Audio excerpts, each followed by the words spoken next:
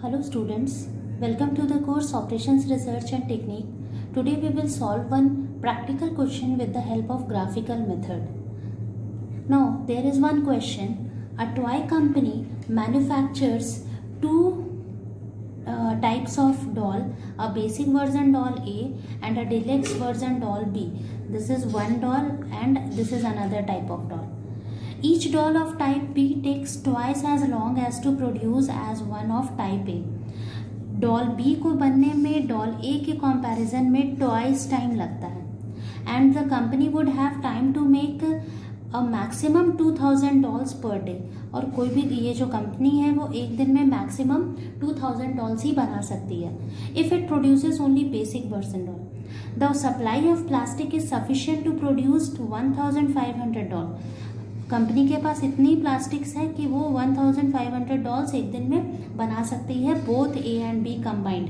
मतलब 15,000 डॉल्स जो है उसमें से कुछ 700 डॉल मान लो टाइप ए ले लें और 800 डॉल मान लो टाइप बी ले लें. डीलक्स वर्जन डॉल बनाने के लिए हमें फैंसी ड्रेस की ज़रूरत होती है और सिर्फ 600 ही हमें पर डे अवेलेबल हो पाता है fancy dress.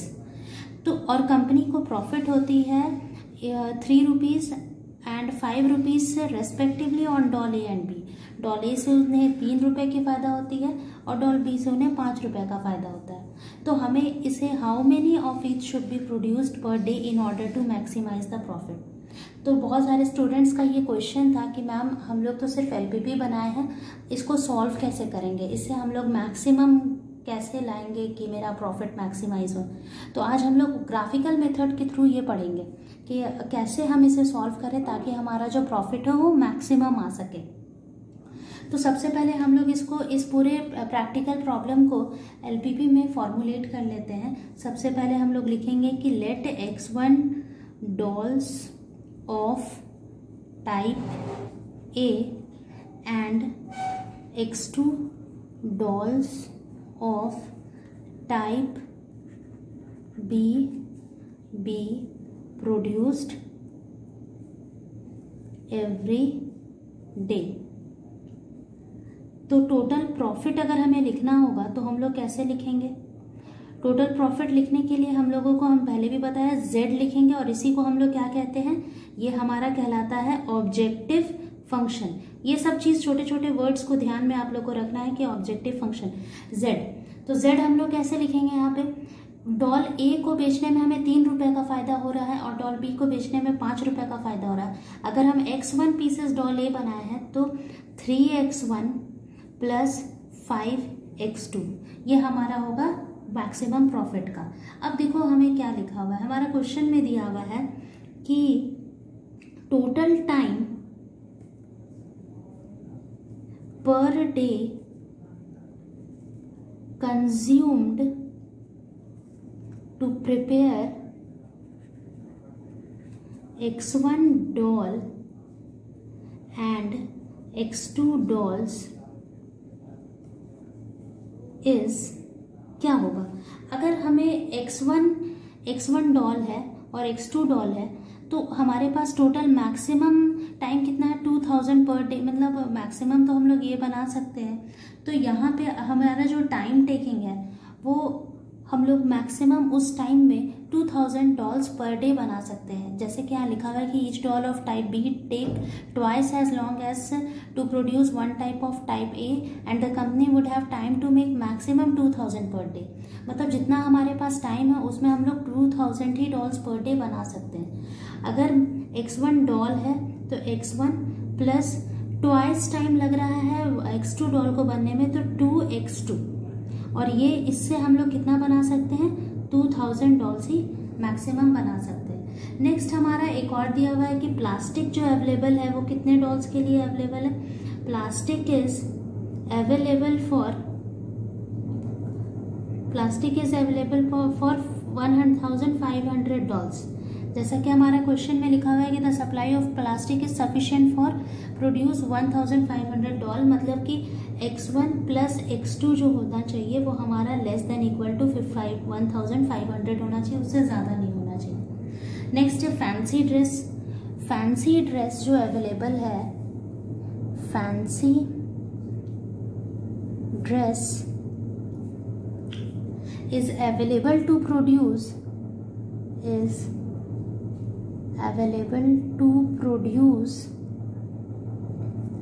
600 dolls of type B. फैंसी ड्रेस हमारे पास सिर्फ 600 अवेलेबल है, मतलब कि हमारा जो x2 जो होना चाहिए वो लेस देन और इक्वल टू 600 होना चाहिए, उससे ज़्यादा नहीं हो सकता है। तो इतना सारा कंस्ट्रेंट्स, ये सारा को, तो 10 LPP हमारा क्या फॉर्मुलेट होगा? अगर हमें LPP बनाना होगा तो सबसे पहले हम लोग z लिखेंगे 3x1 प्लस 5x2, और उसके बाद हम लोग सब्जेक्ट टू द कंस्ट्रेंट्स क्या लिखेंगे? x1 plus 2x2 less than equal to 2000। Next हम लोग लिखेंगे x1 plus x2 less than equal to 1500, और थर्ड लिखेंगे x2 less than equal to 600। ये हमारा कंस्टेंट हो गया, जहाँ पे हमारा x1 और x2 का वैल्यू हमेशा ग्रेटर देन 0 होगा। 0 इसीलिए ग्रेटर होगा कि कभी भी डॉल ए और डॉल बी बनाने का जो नंबर्स होता है वो हमेशा पॉजिटिव ही होगा। ऐसा तो नहीं होगा हम लोग नेगेटिव में डॉल्स को बनाएंगे, ऐसा नहीं होगा, हमेशा पॉजिटिव 0 से बड़ा ही होगा। तो ये हमारा पूरा LPP हो गया। अब हम लोग नेक्स्ट इस LPP को की मदद से अब हम लोग बनाएंगे, इसका सॉल्व करके अब आप लोगों का ये चीज़ ध्यान में रखना है कि हम कितना डॉल ए बनाएं, कितना डॉल बी बनाएं, कि मेरा ये सारा जो कंस्ट्रेंट्स है, ये सारा जो कंडीशन है वो भी सेटिस्फाई हो जाए और हमको मैक्सिमम से मैक्सिमम प्रॉफिट भी हो। ये हमारा क्वेश्चन है। हम मैक्सिमम 1500 डॉल बना सकते हैं, तो कोई कहेगा मैम इसको 200 बनाते हैं, इसको 1300 बनाते हैं, कोई कहेगा मैम इसको 500 बनाते हैं, इसको 1000 बनाते हैं। तो लेकिन कितना बनाए जिससे कि मेरा मैक्सिमम प्रॉफिट हो? तो ये अगर हम लोग जनरली अगर सोचेंगे कि हाँ इतना बना देते हैं, अंदाज से, अगर प्रोबेबिलिटी से अगर हम ये सोचेंगे तो हमारा परफेक्ट आंसर है, ऐसा कोई कहा नहीं जा सकता है। तो इसीलिए हम लोग इसमें ऑपरेशंस रिसर्च का यूज़ करेंगे ताकि हमारा जो आंसर है वो परफेक्ट आए। तो इसके लिए सबसे पहला हम लोग काम करेंगे क्या? Step 1, first consider the constraints as equalities. हम लोग कंस्ट्रेंट को इक्वालिटीज समझेंगे। जैसे कि मेरा ये हो जाएगा x1 plus 2x2 equal to 2000, x1 plus x2 equal to 1500 and x2 equal to 600। अब हमारे पास ये 3 इक्वेशन हो गया। अब इन 3 इक्वेशन की मदद से सबसे पहले हम लोग वैल्यूज लाएंगे। पहला इक्वेशन है x1 plus 2x2 is equal to 2000। तो अगर हम x1 और x2 का वैल्यू, ये जो हम लोग पहले पढ़े थे जूनियर क्लासेस में, अगर हम x1 0 रखेंगे तो आप लोग देखिए कि अगर मेरा x1 0 होगा तो x2 का वैल्यू 1000 होगा, और अगर x2 0 होगा तो x1 का वैल्यू 2000 होगा। 2 वैल्यूज काफ़ी है। फिर नेक्स्ट हम लोग बनाएंगे x1 plus x2 equal to 1500 के लिए। तो अगर हम लोग यहाँ पे x1 और x2 लिखते हैं, तो अगर हम यहाँ पे x1 का वैल्यू 0 रखेंगे तो x2 का वैल्यू 1500 आएगा, और अगर हम x2 का वैल्यू 0 रखते हैं तो x1 का वैल्यू 1500 आएगा, और मेरा x2 तो 600 है ही, इसको तो हम लोग को चेंज करने का ज़रूरत ही नहीं है। अब इन पॉइंट्स की मदद से हम लोग बनाएंगे ग्राफ। मे बी ग्राफ आप लोगों को विजिबल होगा। इस ग्राफ में हम लोग ये सारे वैल्यूज को सब्स्टिट्यूट करके ग्राफ बनाएंगे। तो सबसे पहला है, इस इक्वेशन के लिए हमारा ग्राफ बनेगा 0 1000 200 0। तो अगर ये हमारा x1 है, तो अगर हम यहाँ पे 0 यहाँ है तो x2 का वैल्यू इज 1000, मतलब पॉइंट यहाँ पे आएगा, ठीक है। फिर अगर 2000 है x1 का वैल्यू तो x2 का वैल्यू 0 है, ठीक है। ये तो अगर हम लोग ये दोनों को मैच कर दें तो ये हमारा एक लाइन बन गया। इसको हम लोग नाम दे देंगे x1 plus 2x2 equal to 2000। ये पहला ग्राफ बना। दूसरा ग्राफ, अगर यहाँ 0 है तो ये 1500 है, और दूसरा 1500 है तो ये 0 है। तो इसको हम लोग ऐसे अगर मैच कर देंगे तो ये हमारा दूसरा लाइन बन गया ग्राफ का। इस इक्वेशन का नाम है x1 plus x2 equal to 1500।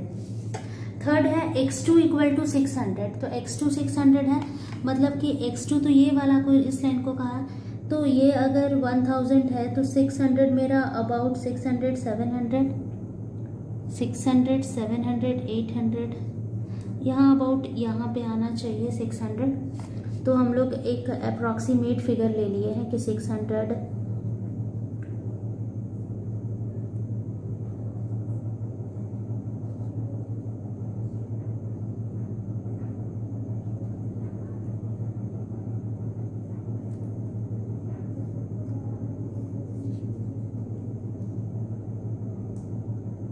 इसको हम लोग मैच कर देंगे तो ये हो जाएगा 600। ठीक है, अब ये कहाँ कहाँ पे मैच कर रहा है, यहाँ पे, यहाँ पे, यहाँ पे। अब देखिए हमारा जो क्वेश्चन है वो सारा लेस देन है, लेस देन है, इसका मतलब सारा इफ लेस देन होता है तो टुवर्ड्स ओरिजिन होता है, और अगर ग्रेटर देन इक्वल टू होता है तो अवे फ्रॉम ओरिजिन होता है, अवे फ्रॉम ओरिजिन। तो यहाँ पे हम लोग क्या करेंगे, टुवर्ड्स ओरिजिन करेंगे तो इसका ये भी नीचे आएगा, ये भी नीचे आएगा, इस लाइन से भी नीचे आएगा, फिर इस लाइन से भी मेरा ग्राफ नीचे ही आएगा, और ये जो ये वाला लाइन है थर्ड लाइन, उससे भी ग्राफ नीचे आएगा।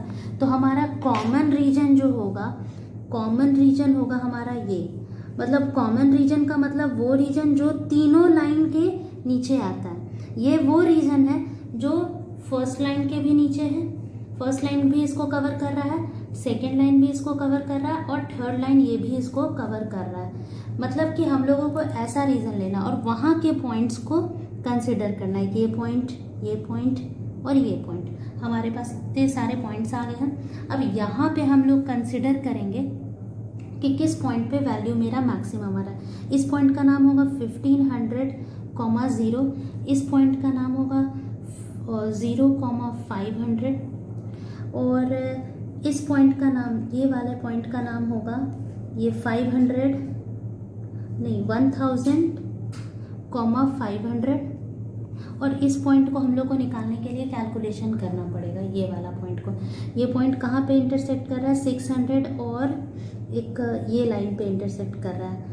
तो इस दोनों को हम लोग कैलकुलेट करके निकाल लेंगे। इसको निकालना भी बहुत सिंपल है, जैसे x1 + 2x2 है इज इक्वल टू 2000 है, और x2 मेरा 600 है। तो हम लोग x1 का वैल्यू आराम से निकाल सकते हैं। x1 मेरा हो जाएगा, अगर यहाँ पे 600 पुट कर देंगे तो प्लस 1200 इक्वल टू 2000, तो इससे मेरा x1 का वैल्यू 800 के आसपास आ जाए, 800 आ जाएगा। तो ये भी पॉइंट का वैल्यू हम लोगों को अप्रॉक्सीमेटली पता चल ही गया कि इसका वैल्यू है 800,600। अब ये 4 पॉइंट्स पे हम लोग चेक करेंगे कि किस पॉइंट पे मेरा वैल्यू जो है वो मैक्सिमम या मिनिमम आ रहा है। तो ठीक है, हम लोग इसको चेक करके देखते हैं। इसको चेक करना भी सिंपल है। ठीक है, हमारे पास z का वैल्यू है 3x1 + 5x2। तो अब हम लोग ये चारों पॉइंट्स में चेक करेंगे। सबसे पहले पॉइंट को a नाम दे देते हैं, इस पॉइंट को b, इस पॉइंट को c, इस पॉइंट को d। तो at a z equal to क्या हो जाएगा, 3 × 0 + 5 × 500। तो प्रॉफिट हमें कितना हो रहा है, 2500 का। ठीक है, एट बी पे चेक करते हैं। बी पे मेरा क्या है, 3 × 800 + 5 × 600। तो मेरा वैल्यू आ रहा है 2400 + 3000। पहले से तो ज़्यादा प्रॉफिट हो रहा है, दैट इज 5400 का प्रॉफिट हो रहा है, 5400 रुपये का। एट सी पे देखो, तो अगर हम लोग सी पे देखेंगे तो सी पे मेरा वैल्यू है 1000 और 500। तो 3 × 1000 + 5 × 500, तो हमारा 3000 + 2500 आ रहा है, दैट इज 5500 अभी तक का maximum. And at C D पे अगर हम लोग देखेंगे तो 3 × x1 का वैल्यू इज 1500 + x2 इज 0, तो ये मेरा हो जाएगा 4500। मतलब कि सबसे ज़्यादा अगर मेरा कहीं वैल्यू आ रहा है तो सी पे आ रहा है। इसका मतलब मेरा आंसर क्या होना चाहिए यहाँ पे, यहाँ पे मेरा सबसे ज़्यादा जो मेरा मैक्स z है वो आ रहा है आपका कहाँ पे, एट 1500 पे। तो मेरा, और उसके हिसाब से मेरा रुपीज़ कितना हो रहा है, 5500। तो ये हमारा ओवरऑल सॉल्यूशन है। हम लोग ग्राफ की मदद से, इस ग्राफ की हेल्प से हम लोग ये सॉल्व कर लिए कि सबसे ज़्यादा हमें कितना बेचना चाहिए। मतलब कि हमें 1000 पीसेस x1 डॉल बनाना चाहिए और 500 पीसेस x2 डॉल बनाना चाहिए ताकि हमको मैक्सिमम प्रॉफिट हो सके। तो ये वो क्वेश्चन था, इसको हम लोग ग्राफिकल मेथड से सॉल्व किए। एक क्वेश्चन और है जिसको हम लोग ग्राफिकल मेथड से सॉल्व करेंगे, लेकिन वो पहले आप लोग करके देखेंगे और उसके बाद कुछ डाउट होगा तो आप लोग उसको पूछ सकते हैं। Now students, one more question is there. This is the given LPP। ये हमारा LPP पहले से दिया हुआ है, ठीक है। आपको इसको LPP फॉर्मुलेट नहीं करना है, ये मेरा LPP ऑलरेडी गिवन है। अब हम लोग इसको ग्राफिकल मेथड से सॉल्व करके आंसर लाएंगे। मतलब हम x1 और x2 के जगह पे क्या वैल्यू पुट करें जिससे कि मेरा ये तीनों कंडीशंस भी सेटिस्फाई हो जाए और हमें मैक्सिमम प्रॉफिट हो सके। ये हमारा क्वेश्चन है ओवरऑल।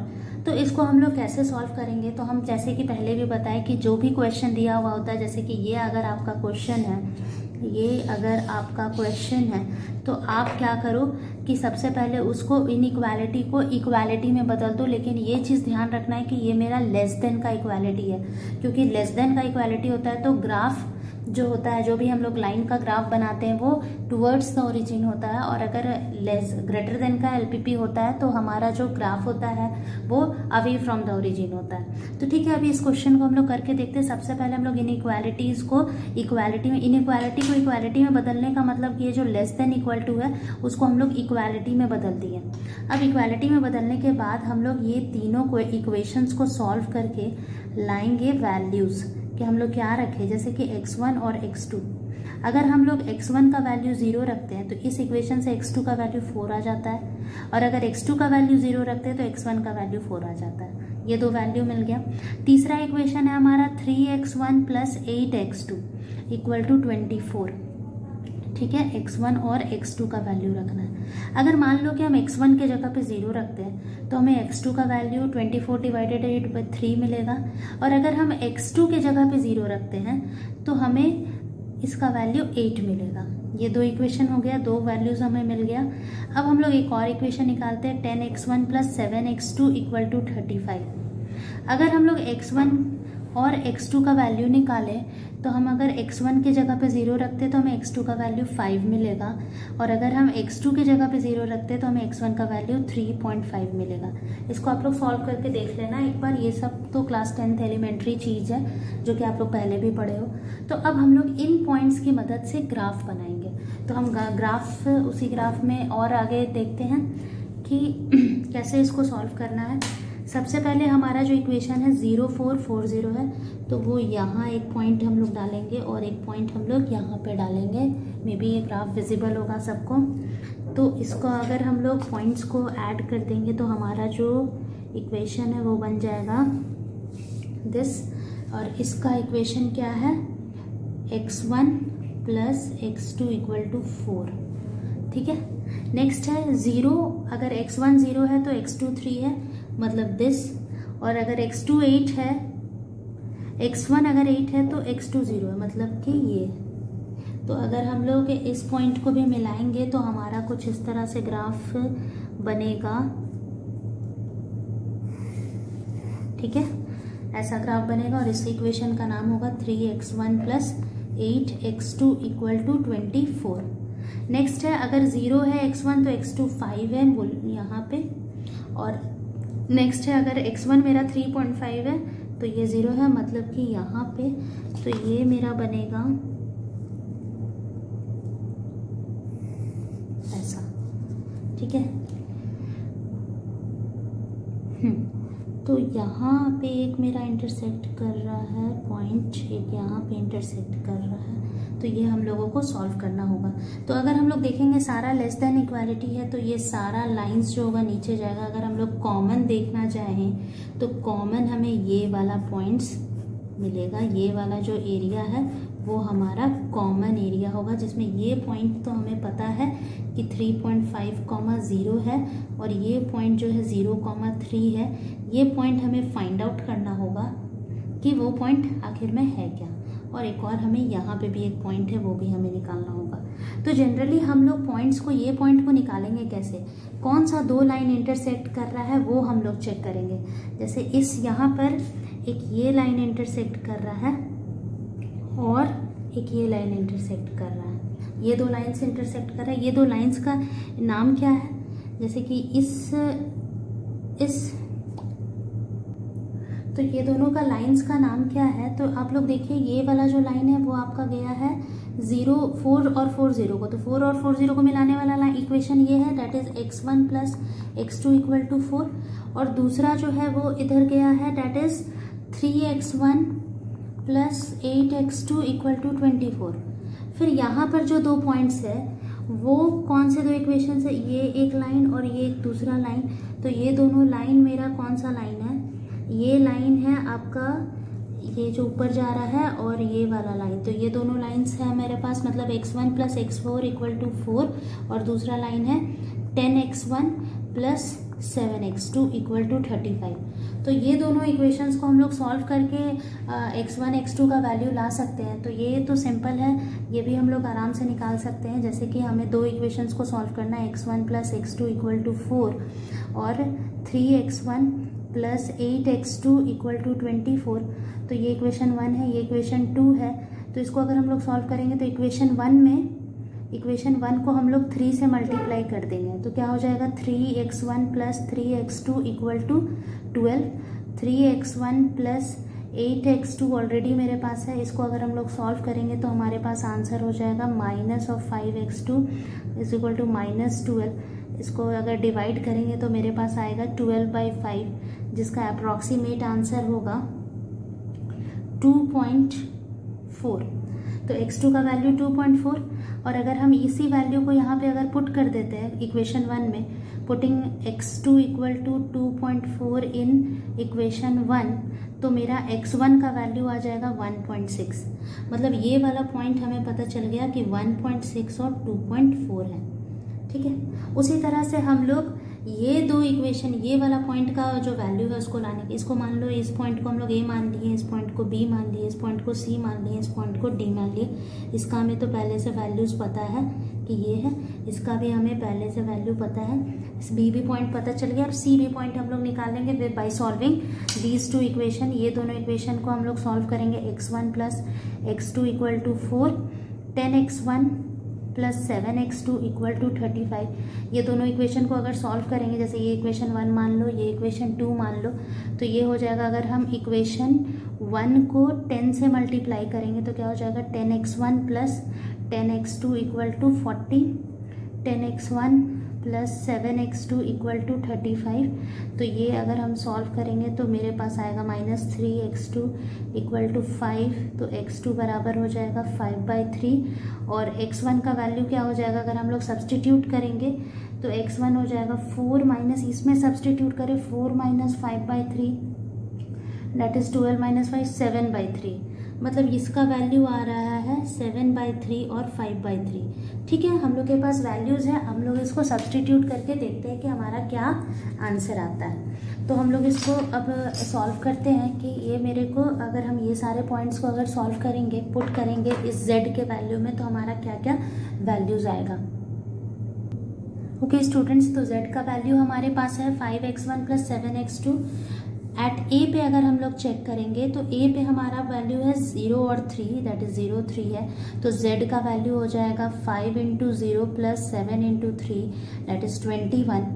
एट अगर हम लोग बी पे चेक करेंगे तो 1.6, 2.4 होगा, तो z का वैल्यू हो जाएगा 5 इंटू 1.6 प्लस 7 इंटू 2.4, तो मेरा वैल्यू हो जाएगा 8 प्लस 7 4 का क्या होता है, से 28 का 2 और 14 16। ओके, तो इसको अगर हम लोग सॉल्व करेंगे तो 24 16, तो ये आ जाएगा। इसको सॉल्व करने पे हमारा आंसर आएगा अप्रॉक्सीमेटली 24.8। अगर हम एट सी पे चेक करेंगे दैट इज 7/3 और 5/3 पे, तो हमारा वैल्यू होगा z is equal to 7/3 plus 7 into 5/3 that is 35/3 70/3। इसको अगर सॉल्व करते हैं तो 23.3 समथिंग ऐसा कुछ वैल्यू आएगा। और एट अगर हम लोग डी पे चेक करेंगे, डी पे मेरा वैल्यू है 3.5,0, तो हमारा ये हो जाएगा 5 multiplied by 3.5 in plus 5 multiplied by 3.5 7 multiplied in by 0, तो 25 का 2 15 17 प्लस 0 दैट इज 17.5। तो यहाँ तो बहुत मिनिमम आ रहा है। तो हमारा सबसे ज़्यादा मिनिमम वैल्यू जो आ रहा है वो यहीं पे आ रहा है। मैक्सिमम वैल्यू हमारा आ रहा है इस पॉइंट पे। इस पॉइंट पे हमारा जो वैल्यू आ रहा है वो मैक्सिमम आ रहा है एज कंपैरिजन टू 21 23.3 एंड इसके। तो इसीलिए हमारा जो आंसर होगा वो हमें मिलेगा यहीं पे। तो हमारा आंसर क्या होगा, हम लोग लिखेंगे 10, x1 का वैल्यू क्या होगा 1.6 और x2 का वैल्यू अगर हम लोग 2.4 रखेंगे तो we will get the maximum result, we will get maximum value.